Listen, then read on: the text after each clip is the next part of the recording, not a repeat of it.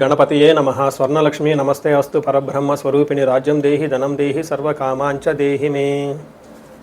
ప్రతి ఒక్కళ్ళకి స్వర్ణలక్ష్మి అమ్మవారు బ్రహ్మ జ్ఞానాన్ని ఇవ్వాలని, తద్వారా ప్రతి ఒక్కళ్ళు ప్రతి నిమిషము చక్కగా నవ్వుతూ హ్యాపీగా ఉత్సాహంగా ఉండాలని, అలానే కొన్నిసార్లు కొన్ని సందర్భంలో మనకు నచ్చినవి వస్తాయి, కొన్నిసార్లు కొంచెం లేటుగా రావచ్చు, అలానే మనకు నచ్చిన వాళ్ళు కొన్నిసార్లు మన దగ్గర ఉండవచ్చు, కొన్నిసార్లు దూరంగా ఉండవచ్చు. ప్రతి సందర్భంలో కూడా ప్రతి ఒక్కళ్ళు చక్కగా నవ్వుతూ హ్యాపీగా ఉండాలని, ఉత్సాహంగా ఉండాలని, అలానే మనస్తత్వం మనకి అమ్మవారు ఇవ్వాలని చెప్పేసి మనం కోరుకుందాం. అంతేకాకుండా అమ్మవారు మనకి ధనాన్ని ఇవ్వాలి, ఐశ్వర్యాన్ని ఇవ్వాలి, సర్వకామాంచ సిద్ధి, అనుకున్న ప్రతి కొరకు కూడా నెరవేరాలి.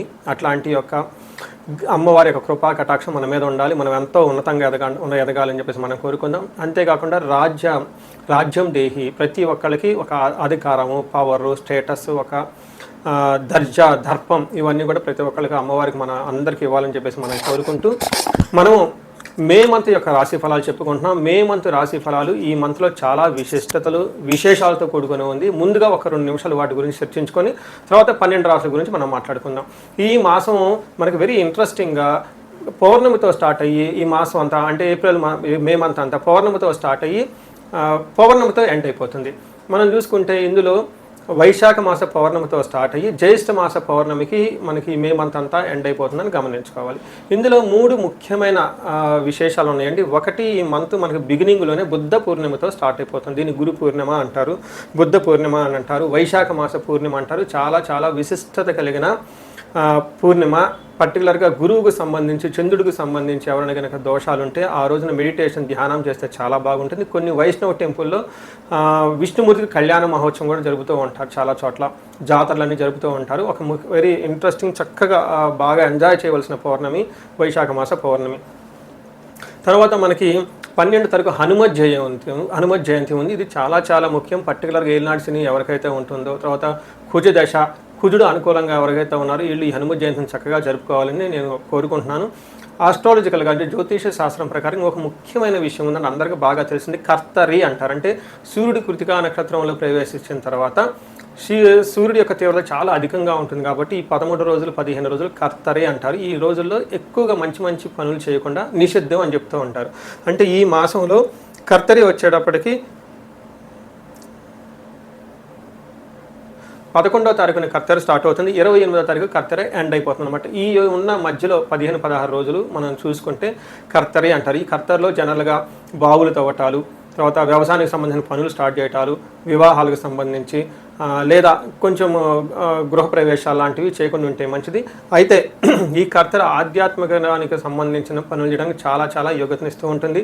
హోమాలు చేసుకోవచ్చు, విద్యారంభం చేసుకోవచ్చు, చాలా మంచి మంచి పనులు, ఆధ్యాత్మిక సంబంధించిన ఎలాంటి పనులైనా చక్కగా చేసుకోవచ్చు. అలానే ఇంటికి సంబంధించిన పనులు, పాత ఇంటికి సంబంధించిన పనులు అవన్నీ చక్కగా చేసుకోవచ్చు. ఆల్రెడీ అంతకుముందు వివాహానికి సంబంధించిన పనులు చేస్తుంటే ఈ టైంలో కూడా కంటిన్యూ చేసుకోవచ్చు. అయితే కొత్తగా మాత్రం కొన్ని విషయాలు మాత్రం చేయకూడదని చెప్తుంటారు. సో ఇందులో ఇంతే కాకుండా జ్యోతిష శాస్త్రం ప్రకారం 4 గ్రహాలు ఈ మాసంలో కూడా మారుతూ ఉన్నాయి. ఇది కూడా ఒక ముఖ్యమైన విషయం. మనం ఇక ముందు వీడియోలో ఈ 4 గ్రహాల యొక్క ఇంపాక్ట్ ప్రతి రాశికి ఎలా ఉందో మనం తెలుసుకుందాం. మే మాసంలో కర్కాటక రాశి వారికి ఒక ముక్కలో చెప్పాలంటే బాగుందని మనం చెప్పుకోవచ్చు. చాలా గ్రహాలు అనుకూలంగా ఉన్నాయి. జాబు లేని వాళ్ళకి ఖచ్చితంగా జాబ్ వచ్చే అవకాశం ఉంటుంది. ప్రమోషన్ గురించి ఎవరైతే కనుక చూస్తూ ఉంటారో వాళ్ళకి ప్రమోషన్స్ వచ్చే అవకాశం కూడా ఉంటుంది. ఎవరైనా కనుక ఇప్పటిదాకా క్లారిటీ లేకుండా ఉంటే లైఫ్లో పర్టికులర్గా ఉద్యోగ రీత్యా చాలా క్లారిటీ వచ్చే అవకాశం ఉందని గమనించాలి. మనం ఇందులో ఉన్న నక్షత్రాలు చూస్తే పునర్వసు 4వ పాదం, పుష్యమి 1, 2, 3, 4 పాదాలు, ఆశ్లేష 1, 2, 3, 4 పాదాలంతా ఈ కర్కాటక రాశిలో ఉంటారు. పేరు బలం బట్టి మనం చూసుకుంటే హీ, హూ, హే, హో, హ, డాడీ, డూడే అన్న లెటర్స్ అంతా కూడా కర్కాటక రాశిలో ఉంటారు. మనం ముందుగా చెప్పుకునే విధంగా 4 గ్రహాలు మాత్రమే. శుక్రుడు 11వ తారీఖున, 14వ తారీఖున వచ్చి కుజుడు 14వ తారీఖున, శుక్రుడు 11వ ఇందులో కుజుడు 11వ తారీఖున, శుక్రుడు 14వ తారీఖున, బుధుడు, సూర్యుడు 15వ తారీఖు మారుతూ ఉండటంతో ఈ యొక్క గ్రహాల మార్పు ఈ మనకి కర్కాటక రాశి వాళ్ళకి ఎలా ఉందో చూద్దాం. ఇందులో మనకి లఘు గోచారం, సూక్ష్మ గోచారం ప్రకారం తీసుకుంటే 10 నుంచి 11కు మారడంతో సూర్యుడు మంచి రిజల్ట్ ఇస్తున్నాడు అని గమనించుకోవాలి. ఏ ప్రకారంగా క్రియాఫలం, చేస్తున్న పనికి సరైన ఫలితం ఉంటుంది. తర్వాత విత్త లాభం, ధనం చాలా బాగుంటుంది. పుష్టిగా ఉంటారు, ఆర్థికంగా బాగుంటారు. అయితే దుఃఖప్రదంగా ఉండే అవకాశం కూడా ఉంటుంది. దేనికో వృధాగా ఏమంటే టూ మచ్ ప్రెషర్ అయ్యి దాని ద్వారా కొంచెం బాధపడే అవకాశం కూడా ఉంటుందని గమనించాలి. ఇందులో మనకు పాజిటివ్గా దాదాపు 70% ఉంది. ఒక 30% మాత్రం కొంచెం ఛాలెంజింగ్గా ఉంటుందని గమనించుకోవాలి. ఫస్ట్ సూర్యుడు 11వ హౌస్లో ఉండటంతో ఇది ఒక మంచి పొజిషన్, ఒక మంచి పరిస్థితి అని గమనించుకోవాలి. ఏ ప్రకారంగా అంటే అర్ధచ్చ స్వకులాచార గృహే నిత్యోత్సవం శుభం నిత్య మాధుర్య భుక్తిచ్చ ఏకాదశికే రవి అంటారు. అంటే 11వ స్థానంలో గనక సూర్యుడు ఉంటే వీళ్ళకి అర్ధచ్చ ధనం ప్రకారం బాగుంటుంది. కులాచార అంటే పండగలు ఫెస్టివల్స్ అవన్నీ చక్కగా అటెండ్ అవుతూ తర్వాత వెకేషన్కి వెళ్తూ ఉంటారు. గృహే నిత్య ఉత్సవం శుభం శుభకార్యాలు బాగా జరుగుతూ ఉంటాయని గమనించుకోవాలి. నిత్య మాధుర్య భుక్తిచ్చ అంటే ఎప్పుడు చక్కగా మంచి మంచి పార్టీలు ఫంక్షన్లు అటెండ్ అవుతూ చక్కగా ఉంటారని గమనించుకోవాలి. ఉద్యోగ ప్రాప్తి ధనలాభము మంచి జరుగుతుందని గమనించుకోవాలి. అంటే సూర్యుడు ఒక మంచి పొజిషన్లో ఈ రాశి వాళ్ళకు ఉన్నారని గమనించాలి. అయితే కుజుడు వీళ్ళకి 10వ స్థానంలో ఉండటం, తర్వాత సదా ఉద్యోగ సంచారం, ఉద్యోగంలో బాగా తిరుగుతూ ఉంటారు. కొంచెం ప్రెషర్ ఉంటుందని గమనించాలి. నిత్య క్లేశం, సదా వ్యాధి, సదా భోజన దుర్బలం, టయానికి భోజనం తినకపోవటము, తద్వారా గ్యాస్ట్రైటిస్ రావటము, తర్వాత మానసికంగా టెన్షన్గా ఉండటం, గుబులుగా ఉండటము, ధైర్యం సాహసం లేకుండా నిరుత్సాహంగా ఉండే అవకాశం ఎక్కువ ఉంటుంది. తద్వారా జాబులో కూడాను విపరీతంగా తిరుగుతూ ఉండే అవకాశం ఉంటుందని గమనించాలి.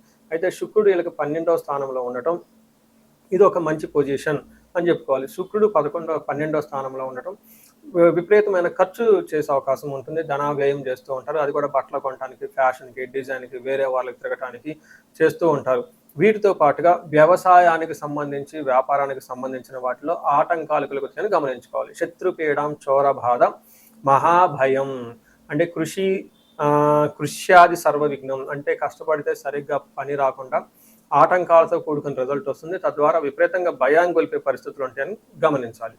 అది మనం గ్రహాల ప్రకారం చూసుకుంటే ఎలా ఉందో చూసుకున్నాం. ఇప్పుడు మనం నక్షత్రం ప్రకారం చూసుకుంటే పునర్వసు, పుష్యమి, ఆశ్లేష 3 నక్షత్రాలు ఇందులో ఉంటాయి. ఇందులో పునర్వసు నక్షత్రం వాళ్ళకి చూసుకుంటే చాలా పాజిటివ్గా లాభప్రదంగా ఉంటుంది, క్షేమంగా ఉంటుంది, సౌఖ్యంగా కూడా ఉంటుందని గమనించుకోవాలి. లాభప్రదంగా ఉంటారు, క్షేమంగా ఉంటారు, సౌఖ్యంగా ఉంటారు. అయితే ఛాలెంజ్ చూసుకుంటే దేహ పీడనము, అతి భయము, నాశనం. పర్టికులర్గా అనుకోని లగ్జరీ కంఫర్ట్స్, తర్వాత భోగం, లవ్, మ్యారేజ్ ఇట్లాంటి లవ్కి సంబంధించిన వ్యవహారాల్లో కొంచెం ఇబ్బంది పడుతూ ఉంటారు, అతిగా భయపడుతూ ఉంటారు. దేహ పీడనం శారీరకంగా కూడా కొంచెం అలసటగా ఉండే అవకాశం ఉంటుంది కుజుని వలన గమనించాలి. పుష్యమి నక్షత్రానికి క్షేమంగా ఉంటారు, లాభప్రదంగా ఉంటుంది. పరవాసము, ఫారిన్లో ఉండటం, ఫారిన్లో స్టే చేయటము, లేదంటే ఫారిన్ వాళ్ళకి అనుకూలంగా ఉండే అవకాశం ఎక్కువగా ఉంటుంది. క్షేమంగా ఉంటారు. హెల్త్ విషయంలో కొంచెం జాగ్రత్తగా ఉండటం ఎంతైనా అవసరం. అదే ఆశ్లేష నక్షత్రం చూసుకుంటే వీళ్ళకి చాలా క్షేమంగా ఉంటారు. పరవాసము, అవుట్ స్టేషన్లో ఉండటం, లేదంటే బయట ఊళ్ళల్లో వీళ్ళు అక్కడ ఉండే అవకాశం ఎక్కువ ఉంటుంది. వీళ్ళకి కూడా హెల్త్ కాంప్లికేషన్స్ ఉంటుంది, అతిగా భయపడే అవకాశం ఉంటుంది. సో వీళ్ళకి ఎక్కువగా చూసుకుంటే హెల్త్ కాంప్లికేషన్స్ వల్ల అతిగా భయపడే అవకాశం ఉందని గమనించాలి. ఇందులో మీరు రెమెడీస్ చూసుకుంటే పునర్వసు నక్షత్రం వాళ్ళకి సుఖంగా కంఫర్టబుల్గా ఉండే విషయంలో కొంచెం ఇబ్బంది పడే అవకాశం ఉండటంతో రెమెడీస్లో చూసుకుంటే వీళ్ళకి ఫస్ట్ కుజుడికి సంబంధించి కొంచెం రెమెడీలు చేస్తే చాలా బాగుంటుంది. కందులను ధ్యానం చేయటం, హనుమాన్ చాలీసా చదవటము, లేదా సుబ్రహ్మణ్యేశ్వర స్వామి అష్టకం భుజంగ స్తోత్రం చదువుతూ ఉంటే చాలా బాగుంటుంది. అయితే ఇండివిజువల్గా మనం చూసుకుంటే ఈ రాశి వాళ్ళకి ఆదిత్య హృదయ స్తోత్రం చదువుతూ ఉంటే చక్కగా జాబులో ప్రమోషన్స్ వచ్చే అవకాశం ఎక్కువగా ఉంటుంది. హనుమాన్ కార్యసిద్ధి మాత్రం చదివినా కానీ బాగుంటుంది. సో ఈ రాశి వాళ్ళకి ఒక బెస్ట్ టైం అయితే ఖచ్చితంగా ఉంది. ఛాలెంజెస్ చాలా తక్కువగా ఉందని గమనించాలి. సో ఇండివిజువల్గా జాతకం చూపించుకునే వాళ్ళకి స్క్రీన్ ద్వారా కనిపిస్తున్న నెంబర్ ద్వారా కనెక్ట్ అవ్వాలి. ఈ రాశి వారికి ముఖ్యంగా ఎవరైతే ఏజ్ 35 నుంచి 45 మధ్యలో ఉన్నారో వాళ్ళకి ఒక రీసెర్చ్ గ్రూప్ లాగా స్టడీ చేస్తున్నాను నేను.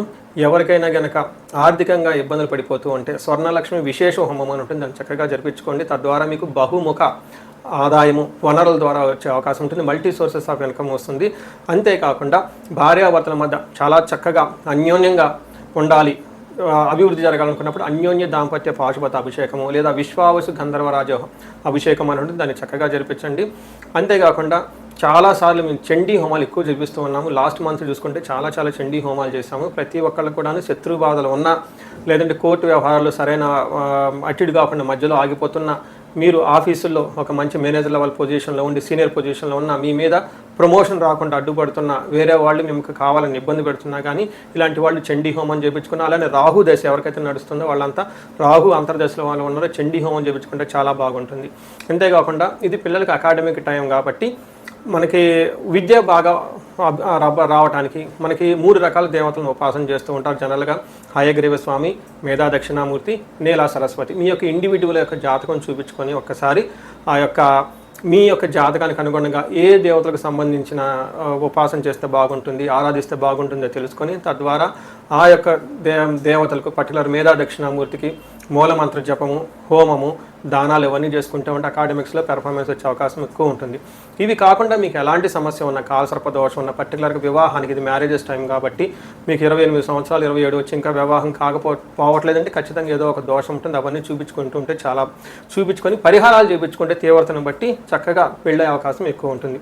ఇవి కాకుండా మీ లైఫ్ అప్పటిదాకా 35 ఇయర్స్ వరకు చాలా బాగుంది, మాకు 35-45 మధ్యలో ఉండి అనుకోని విధంగా మేము మధ్యలో కెరీర్లో ఆగిపోయాము, స్టాగ్నేషన్ పీరియడ్ వచ్చింది, కన్ఫ్యూజన్ వచ్చింది, ఎటెల్లలో అర్థం కావట్లేదు అనుకున్న వాళ్ళు ఒక్కసారి జాతక చక్రం చూపించుకొని ఎందుకు ఇది వచ్చింది, దానికి ఏమన్నా శాపాలు ఉన్నాయా లేదంటే ఏమన్నా గ్రహ దోషాలు ఉన్నాయో తెలుసుకొని ఆ శాపాలు ఆ గ్రహ దోషాలు తీసేసుకుంటే లైఫ్ 10 గంటలు ఖచ్చితంగా ముందుకెళ్తూ ఉంది.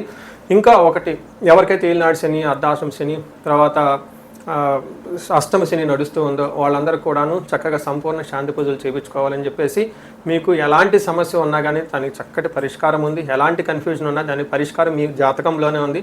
చక్కగా పరిష్కారాలు చేసుకొని మీరు జీవితంలో 10 గంటలు ముందుకు ఎలా ఎదగాలని, మీకు అష్టైశ్వర్యాలు కలగాలి, భోగభాగ్యం కలగాలి, చక్కగా సమాజంలో ఉన్నతంగా ఉండాలని చెప్పేసి నేను కోరుకుంటున్నాను. నమస్తే.